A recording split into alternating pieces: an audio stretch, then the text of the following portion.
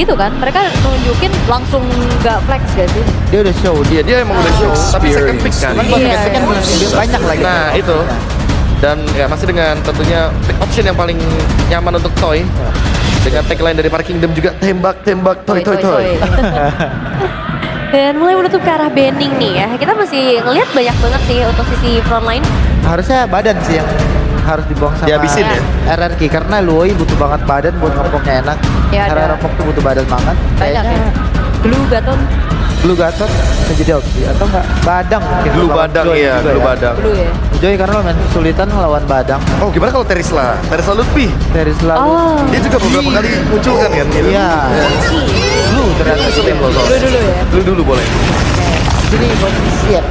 Onyx Band bisa mid lane sama flexible hero. Mid lane. Fight. Tapi Hilda dulu, biar aman aja. Hilda.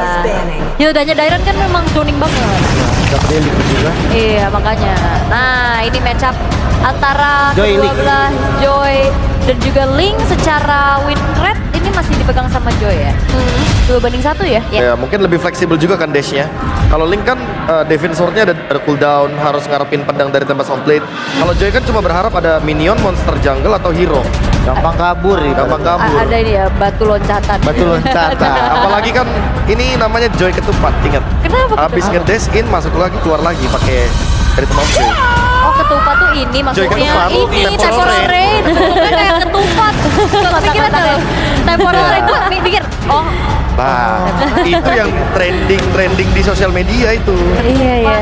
Joy Ini ketupat. bapak-bapak kematian ya, bukan bocah kematian. Ketupat. Jauh ditutup juga nih. Kayak butuh di sini. Aduh itu kalau dikomboin pusing jujur. Lah, butuh lawan sepadan. Emang kami berdua butuh lawan sepadan. Di padaninnya sama saya yang masih Wah, ini udah. ya. Kita see you next season. Yang dari tadi nggak muncul padahal ya. Hah? Tapi akhirnya Farsha jadi masuk ke list piring juga. Oke. Mid lane-nya masih banyak ya kayak mau main Valen kah biar sama-sama punya Ya, diversion. tapi harusnya pick mid lane dulu di sini karena ya flex high loss-nya lagi. Valen Tambah best gak sih? Valen Eevee. opsi yang apa ya? Ibaratnya kalau Valentina itu bagus banget enggak, jelek banget enggak juga. Iya. Tapi ya udah oke aja lah. Ya Soalnya- udah oke, stabil. Iya, stabil. Lawan Assassin kan lumayan dia bisa Iya. kabur. Source ultimate buat di IMU juga ada. Ya kalau aku mikir ke Yves kenapa? Karena buat menangin matchup lawan Loi-nya. Iya, iya. Biar nanti Loi-nya nggak bisa bergerak ke kanan kiri. Seleboy. Offensif. Wow. Nah ini persyaratannya juga banyak nih Selena. Kalau under tuh udah puyeng banget tuh. Itu salah satu. Iya. Karena ya balik lagi dua-duanya main mapping loh. Selena butuh open map, Loi juga butuh ada yang open map. Tapi keunggulan Selena ya dia bisa taruh trap di tempat-tempat teleport betul. Ah, itu dia Badang ya, tadi udah sempat kita notice juga. Dan RRQ memilih untuk ban Chow, mungkin ya balik lagi. Karena pertimbangannya kalau misalkan Onyx yang pegang Chow, mereka yang lebih leluasa untuk megangin mapnya. Sementara ada Selena, yang dimana Selena juga butuh buat open map. Iya. Butuh badan lagi. Butuh badan. Masih butuh badan. Tapi kayaknya Gatot bisa enak juga sih. Ya. Badan Gatot bagus, tapi Povius. Bukan Terisla, bukan Gatot, tapi Povius. Apakah Esmeralda? Mungkin lebih ke jawaban Poviusnya dulu ya, karena ada 3 hero dash. Ini lumayan oke nih. Buat Poviusnya bisa memanfaatkan pasif dari Demonic Force-nya. Baru nanti dia spam Infernal Burst tuh. Oke. Tapi kalau berarti asumsinya high loss-nya ini bakal ada di Rom kan sayang lagi kan berarti potensinya si Hidok. Tapi masalahnya di sini mau pick off juga dia sama siapa? Iya sih susah. Sama Selena jauh head Selena. Jauhead Selena. Make sense kalau jaman Selena. Ya, Jadi Jauhead hyper Selena Joy lebih Granger masuk gitu sih. kan. Iya, iya, lebih masuk sebenarnya. Oke, ini dia. Apa Franco? Nah, tapi Tigri Nah, yang ini tegar, dia itu maksudnya. dia. Akhirnya ya yang ditunggu-tunggu ya untuk Hero lawan gerak. Hidok. Dan ya Hellas di sisi samping kali ini akan kita lihat match point. Last prediction dari Profesor KB. Waduh. Kayaknya Onyx sih. Oke, Reza Boy. Saya mau mematahkan setiap saya jadi guest panelis selalu 3-0. Berarti saya mau RS. Oke, dan Awul. Onik, itu dia prediksi dari para caster. Dan langsung saja kita serahkan untuk caster Ranger Mas dan juga Lim Kacel. Royal Derby menjadi match yang ditunggu tentunya. Dengan adanya match kali ini mendatangkan 2 raja memperebutkan 1 tiket ke babak selanjutnya. Bukan hanya final tapi Lim Tapi satu tiket. MSC. MSC. Nah, itu yang paling Lihat. mahal dia. Match point untuk Onyx dan kita akan lihat seperti apa. Oke. Tentunya kita akan berikan semangat untuk kedua belah tim. So, Jakarta International Velodrome, mana tepuk tangannya? Let's go to the lane of down. Pembuktian, apakah sang raja dari segala raja bisa setidaknya mengamankan satu kemenangan dulu untuk memperpanjang nafasnya, atau malah Raja Langit yang terbang mulus ke Riyadh. Tapi ini kita lihat kalau tim Onyx mereka harus benar-benar respect dengan adanya Idok dengan Tigreal. Iya, tapi jangan lupakan Loisans, Pak. Yes. Itu yang hampir selalu direspek oleh semua tim, even itu international team. Selalu direspek, tapi kali ini ya gue ngeliat RRQ juga mengambil resiko yang lumayan tinggi dengan Serena yang diambil. Dia pengen menangin pressure-nya. Jujur kalau dari Tigreal nggak ada yang pasti. Tapi kalau ngomongin burst damage, ya ada dari Joy, ada dari Toy. Ya. Tapi Idok bahkan bisa di-cancel loh. Dan bakal lihat di depan sana. Langsung ada sedikit team fight. Tapi saat terlalu besar damage yang diberikan apakah berslot Idok. Tertakedown begitu saja. Sekalipun ada Sutsujin tidak akan bisa cukup lama berada di garis depan. Karena balik lagi Sans. Lim tadi udah berbicara. Kalau Sans dengan Lowy-nya bisa dikategorikan adalah top 1 di Indo. Ya, setuju. Top 1 Indo mungkin kalau misalkan ada saingan di internasional, gue bisa sebut satu nama Super Prince. Yang itu diakui oleh seluruh dunia. Wah, Super Prince oke sih. Bisa kita bilang kalau dengan emblem yang dimiliki dari Sans, ini bakal banget survive dirinya dia. Pull yourself together. Dia butuh cooldown yang lebih cepat untuk spellnya. Karena ya kita tahu Loy sendiri bukan skill yang bisa escape. Dia nggak punya skill escape. Mengandalkan spell saja dan wah, beauty. Oh my god. Damage yang lumayan nih. Ini damage-nya Dairon walaupun level 4, jangan lupakan Lim. Dia bisa meledak di depan sana. Betul, di setup dan ini bakal cepat tapi lihat diversion aja. Oke, lihat surprise! Happy birthday! Hampir saja termakan tapi Kimoy melakukan following up dan Sans langsung melakukan sticker flashing gaming. Luffy tidak akan membiarkan Idok lepas begitu saja. Bersama dengan adanya Luffy dan juga Dipaksa. Kimoy membuat Idok Implosion! tertakedown, tapi Implosion tidak bisa membuat tim dari Onyx kali ini luluh-lantah. Memang startle tangan dari tim RRQ. Tapi itu memang udah di atas kertas. Kalau Joy akan berhasil mendapatkan turtle. Sedangkan Kairi memilih Oh, mundur really? dengan 4 pedang yang dia miliki. Akan berhasil cabur dari jeratan tim RRQ. Dan Sutsujin melaset tembakan Sans. Almost is never done. Kairi is coming. Satu hit terakhir. And Sutsujin still survive in the top lane. Lovin Poise. Gak ada jalan untuk pulang, dan Kairi yang malah termakan oleh tim RRQ. Gak bisa kemana-mana lagi Sans. Gak bisa nge-backup Glorious Pathway. Oke, apakah ada jawaban dan digeser? Oh my god! Sans and Kimoy still survive! Sans turn and travel! Penyelamatan diversion yang membuat Keyboy masih selamat. Dan Invade Jungle sekarang RRQ akan membalas apa yang sudah dilakukan oleh Onyx. Oh wait, 911 call yang sangat baik dari Sans. Lihatnya langsung barengan dan Kimoy di ujung lingkaran terakhir. Sempat ngedes tadi langsung masuk ke dalam lingkaran diversion. Tapi ya kita reset lagi. Karena sekarang kedua jungle akan kelarin dulu dari pattern farmingnya masing-masing. Prince dengan 2 kali kemenangan Serena bukan debut pick ya. Bukan. Memang terlihat jarang tapi nggak debut kok. Tapi melihat kondisi dari Idok juga nggak bisa melakukan impact jungle karena nggak ada following up dari Dairon. Ini membuat para pasukan dari tim RRQ mereka juga nggak punya vision yang sangat jelas. Sedangkan tim fight yang kedua ini akan lebih untung untuk tim RRQ. Tapi lihat Savero, one by one situation di arah top lane membuat Toy agak sedikit gemetar. Dan jangan lupakan, Turtle kalau kembali di tangan dari tim Onyx tidak perfect di tangan dari tim RRQ. Ini menandakan lampu kuning kembali, Lim. Tapi gue rasa akan ada kontes Ji. Even itu di set up oleh Wajib. Onyx ataupun dari RRQ. Karena keduanya punya power untuk kontes. Heavy sisi dari Idok, flanking nanti dari diversion. Bisa ngelawan keduanya. Oke, lihat RRQ yang udah megang ke arah Turtle. Tim dari Onyx, mereka nggak mau buka terlebih dahulu. Karena mereka belum tahu di mana keberadaan dari Sutsujin. Mereka belum tahu di mana Idok berada. Riz dan Dairon yang dari tadi membuka vision. Iya. Gak ada yang mau setup ya. Ini memang tipikal assassin sih Ji. Siapapun yang megang akan low dari SP-nya. Tapi Kelihatan Susujin bakal coba dihajar oleh Lutfi. Mundur ke arah belakang ada sebuah jawaban. Tapi informasi di tangan dari Susujin tidak ada. Purple warna ungu. Tidak mau terlalu komit. Dan Susujin dia sadar tidak boleh menggunakan retributionnya. Ketimbang itu berubah segalanya. Dan turtle di tangan dari Timor Daya Implosion. Idok telah dikeluarkan untuk defensive skill dan bahkan perpasukan dari tim Onyx. Mereka membalaskan kembali team fight yang terjadi. Nomor buff untuk kedua belah pihak.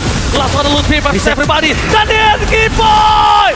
What the fresh crack dari Keyboy merubah segalanya. Bahkan dengan ada Xavero, Susujin tidak bisa masuk lebih dalam lagi. Damage yang terlalu besar membuat perpasukan dari tim RRQ disengket satu semua jawaban. Bahkan para buff mau nggak mau Susujin harus mendapatkannya. Ketimbang gak ada sama sekali bisa dia miliki. Oh no. Masih di zoning bahkan dengan turtle. Oh my god, purple-nya hilang. Purple-nya hilang. Purple-nya hilang. Oh no way, Susujin. Semakin tertinggal. Memang dari gold hanya 1000. Tapi lihat apa yang dilakukan Susujin. Dia cuma untuk membalaskan retribution. Gagal. Retributionnya gagal. Susujin bakal coba dikejar. Dengan cover dari Idok. Membuat para pasukan dari tim RRQ berhasil menyelamatkan Susujin. Tapi lihat, satu step anak tangga dari Onyx. Di early game mereka punya 1000 gold difference. Terlihat dengan jelas ya. Dengan assassin. Idok. Implosion! Tapi dengan Tempest of Blade berhasil memberikan sedikit space. Meanwhile di depan sana Susujin bakal coba ditangkap dengan ada Sans. Tidak ada lagi mata yang terlepas dari Susujin. RRQ mereka harus regroup. Mereka harus berkumpul. Ketika mereka kalah dari gold, mereka bisa menangin dengan jumlah. Tapi ya Toy masih menjadi harapan nih untuk RRQ juga. Satu kali tumbang memang, tapi ada 1 poin kill. Burst damage yang tadi sempat gue bahas. Ketika implosion dibuka, tidak ada EOE lain selain Susujin. Dan itu menjadi PR untuk RRQ. Dapat gak? Mampu gak dia mainin Sky Piscernya? Mampu gak dapat point kill? Dari tadi kita tidak melihat dengan Sky Piscer yang dimiliki dari Toy ada kesempatan untuk bisa mendapatkan point kill. Dan lihat Kairi, one ball situation dia ada bottom lane Kairi dengan sangat mudah untuk menghindari damage dari seorang Susujin. Sekalipun ada implosion di depan sana, Idok seorang diri, Susujin terlalu jauh untuk melakukan covering up. Benar. Dan gak sebers itu juga. Oh miss Keyboy. Gak berhasil tadi dash-nya gak connect. Jadi gak ada tembok juga. Sementara ngelihat dari laning jauh yang udah mulai dipegang oleh Susujin. Ini menandakan juga nih kalau memang team fight-nya gak boleh buru-buru. Dominance untuk Dairon anti Regen yang memang diperlukan sekali. Karena ketika ngelawan Link tanpa anti Regen, wah itu darah naik terus pasti. Tapi apakah Harita Xavero tidak terdeteksi? Karena bukan hanya di playoff lo bersinar. Waktu itu juga kalau nggak salah sempat bersinar di babak regular season. Ya sempat sendiri yang bertahan dan itu ngelawan 4 orang walaupun akhirnya kalah ya. Ya tapi menurut gua ini mulai harus dipikirkan. Sedangkan Lutfi balik lagi. Lutfi akan selalu menjadi tugasnya tumbang, tugasnya ngabsorb damage, tugasnya bakal menjadi distraction. Itu selalu. Kalau mereka RRQ tidak bisa komit ke arah Lutfi, poking enough. Betul. Dan bahkan sampai jadi Lord Ji. Turtle-nya nggak diambil. Ngelihat adanya Susujin di bagian bawah. Mungkin Onyx mereka bisa set up. Tapi hati-hati. Gak bisa buru-buru juga. Xavero bukan tipikal yang bisa megang. Dan juga Lutfi. Frontliner ini nggak akan ada yang kuat untuk nahan dari Lord. Jadi gue rasakan reset dan farming kembali dari keduanya. Yes. Tapi belum ada trigger sih dari Purify Xavero. Mereka harus pikir gimana caranya Xavero terkena Purify di pop up terlebih dahulu. Karena kalau misalnya Xavero masih punya Purify, ya mau nggak mau Idok bakal coba untuk numbangin yang ada di depan. Tapi dengan flicker yang dimiliki dari Lutfi, ingat Lutfi benar-benar punya satu skill escape mechanism. Either dia nggak escape atau nggak dia akan tuker.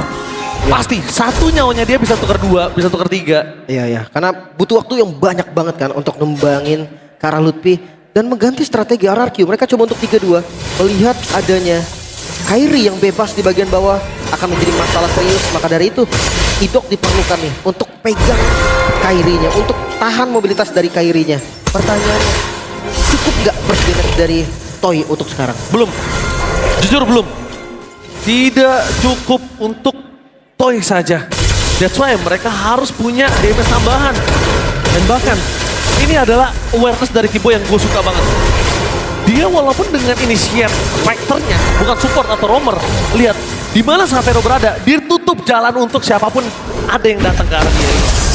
Holy Crystal, Setsujin udah jadi dan Dairen membuka team fight, targetnya berikan sama Luffy, damage-nya terlalu bus, bakal coba dibakar, Luffy hilang begitu saja, tanpa adanya flicker, tanpa nampaknya perpasukan dari tim RRQ, mereka terpancing team fight, Keyboy tidak berhasil memberikan damage, tapi lihat Sapero berhasil di depan sana, distraction yang terjadi, pertukaran 1 untuk 2, memang tidak adil untuk tim Onyx, tapi pertanyaannya apakah RRQ mampu menyelesaikan lore tersebut?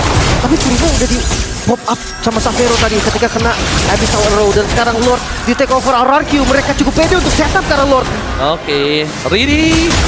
Kairi mencoba untuk memberikan buying time.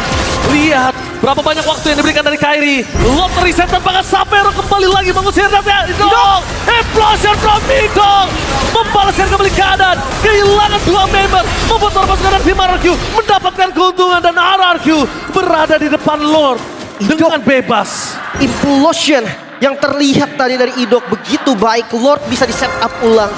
Retribution memang masih ada untuk Kairi dan tidak ada untuk Setsujin, tapi ini adalah momennya. RRQ harusnya mendapatkan free Lord dan Onyx melepas Lord tersebut. Yes, momentum dari Onyx yang ternyata tahu dengan satu purify dari Sapero yang tidak ada merubah segalanya, Lim. Wind of Nature Toy terlihat lebih respect sih kali ini, Ji. Ya. Dengan defensive item juga, Wind of Nature yang bisa menahan Tempest of Blade, Divine Sword. Masalahnya memang ada di Sapero, tapi gua rasa Sapero juga gak bakal bisa menjangkau belakang yang jauh banget. Oke, tapi ngomongin Sapero bermain di front to back itu udah cukup sih, Lim. Sapero bermain di front to back, burst damage-nya udah cukup. Cuma dari tadi sebenarnya dari Lutfi pribadi itu terlalu banyak tidak ada barter damage. Dia ngabsorb saja, nggak ada barter damage, flicker sampai dibuka. Ini juga menjadi kendala. Karena tadi diversion sih, dia bawa 4 member kan. Jadi nggak ada orang di belakang Lutfi. Betul. Seakan-akan Lutfi akan menjadi bait dan akan digunting langsung sama teman-teman Onyx yang lain. Sayangnya kejadiannya nggak seperti itu. Lutfi-nya dimakan dan backupnya jadi terlambat. So kali ini Lord akan menjadi Lord yang lumayan berbahaya walaupun goldnya nggak berbeda jauh. Tapi lihat nggak ada high ground defender yang pasti loh untuk Onyx juga. High ground yang pasti memang tidak ada. Ini adalah sebuah poin yang bisa didapatkan oleh RRQ. Cuma dengan adanya Lord di atas menit 12 udah tidak ada holy defense. Dengan Glorious Pathway juga mungkin satu poin kill akan bisa didapatkan atau bukan satu turret. Lutfi menjadi target utama mereka. Zaman Force telah dikeluarkan. Target menuju ke arah belakang. Tidak tahu para pasukan dari tim Onyx mereka masih punya Purify kembali. Berhasil melakukan defensif. Tapi lihat, Sapero sadar dengan Lele dan tidak mau terlalu terpick off dengan Idok. Dia tahan trigger Purify-nya. Tapi ini ngeselin banget sih Abyssal Arrow yang hanya skill kedua gitu loh, bukan ultimate, bukan yang cooldownnya lama, tapi itu bisa ngebait Purify dari Sapero, tapi Conceal. Oke, Console Gaming. Dan di sana pasukan dari tim RRQ mencoba untuk mendapatkan satu batu turret tambahan dengan minion yang besar. Kembali lagi diselamatkan oleh para pasukan dari tim Onyx. Clear minion. Wave-nya masih berjalan dan bahkan Kairi dia tidak usah bantu sampai ke top lane. RRQ benar-benar tidak boleh kehilangan gripnya lagi untuk game kali ini. Masih bisa bertahan, tapi diversion yang cukup berani. Boy yang dilempar ke bagian belakang. Tidak ada deteksi memang, tapi akan dipaksa RRQ. Mereka mau best turret di bagian top lane. Oke, mereka memaksa. Informasi didapatkan. Kebaca. Dan kebaca begitu saja implosion dengan seorang Idok. Tapi Keyboy kali ini membuat para pasukan dari tim RRQ terperangkap. Boy! Flicker more defensive. Retribution dikeluarkan. Wind of Nature dan trigger terhadap Boy. Informasi didapatkan. What the play from Kairi. Bahkan Setsujin garis jalan untuk pulang. Dan ingat, Toy tidak ada Wind of Nature. Kairi hanya gertak sambal. Oh, Dan lagi, ternyata itu hanya lagi. pit belaka. Lihat di balik sana Sapero. Surprise! Sapero! What a play! Lihat diversion yang diberikan oleh seorang Sans. Membuat RRQ kebingungan untuk melakukan defense tebakan. Disengage saja nggak menjadi sebuah pilihan. The best Louis player in Indonesia, Sans, menunjukkan diversionnya sangat mantap.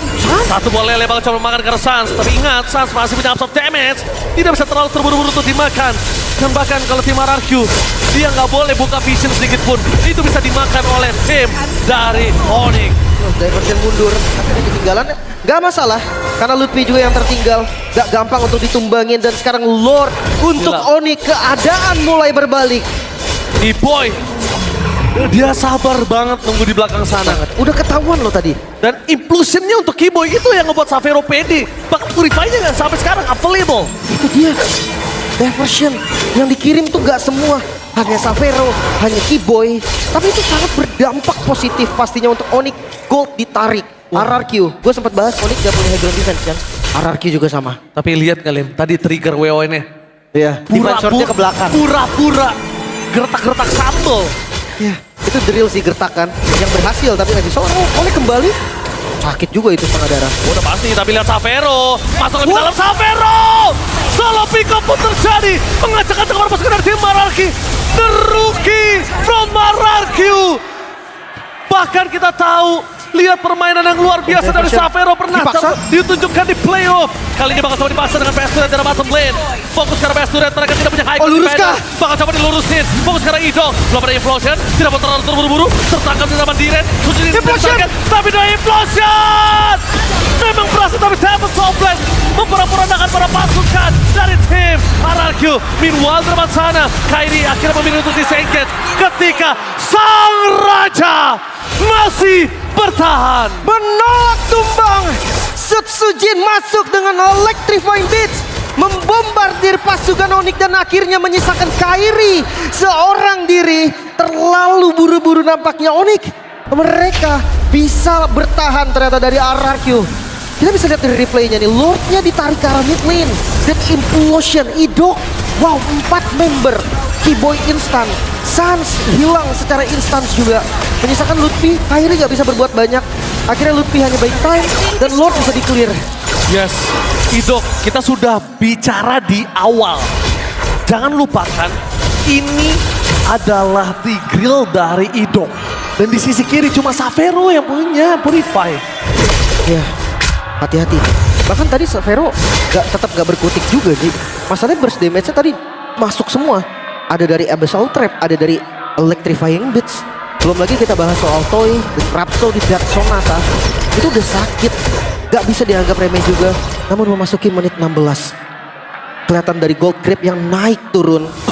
Ini dia ya, ini vibes upper bracket final.